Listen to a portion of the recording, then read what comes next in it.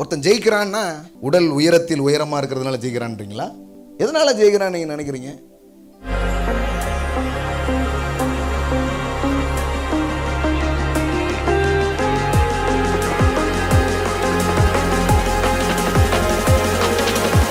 நீங்கள் அப்பத்தினால் பிழைக்கிறவர்கள் அல்ல, நீங்கள் அப்பாவினால் பிழைக்கிறவர்கள், நீங்கள் வார்த்தையினால் பிழைக்கிறவர்கள்.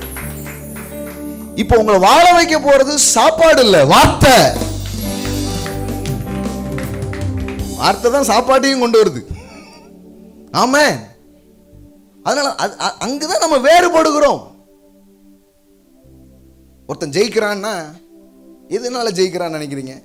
அவன் எதுவும் உயரத்தில் உடல் உயரத்தில் உயரமா இருக்கிறதுனால ஜெயிக்கிறான்றீங்களா? எதனால ஜெயிக்கிறான்னு நீங்க நினைக்கிறீங்க? வெற்றியை நம்ம வெளியில பார்க்கிறோம், ஆனால் வெற்றி உருவாகிறது வெளியில இல்ல, உள்ள. Is inside out, is inside out. உள்ள இருந்து தான் அது வெளியில வருது. அப்போ உள்ள தேவனை பற்றி, உங்களை பற்றி, பணத்தை பற்றி உங்களுக்கு இருக்கிற நம்பிக்கைகள் வெளியில உங்க வாழ்க்கை என்ன பண்ணுது? உருவாக்குது. உங்க பிலீஃப் உங்க வாழ்க்கையை சேவ் பண்ணுது.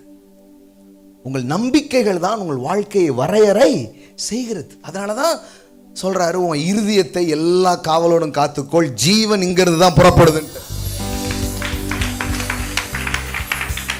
It's a fountain of life. எல்லாம் சொல்லுங்க, ஜீவ ஊற்று உள்ள இருக்கு. சொல்லட்டுமா? உங்க ஆத்துமாவும் ஆவியும் பலமா இருந்தா சரீரம் ஆரோக்கியமாயிடும்.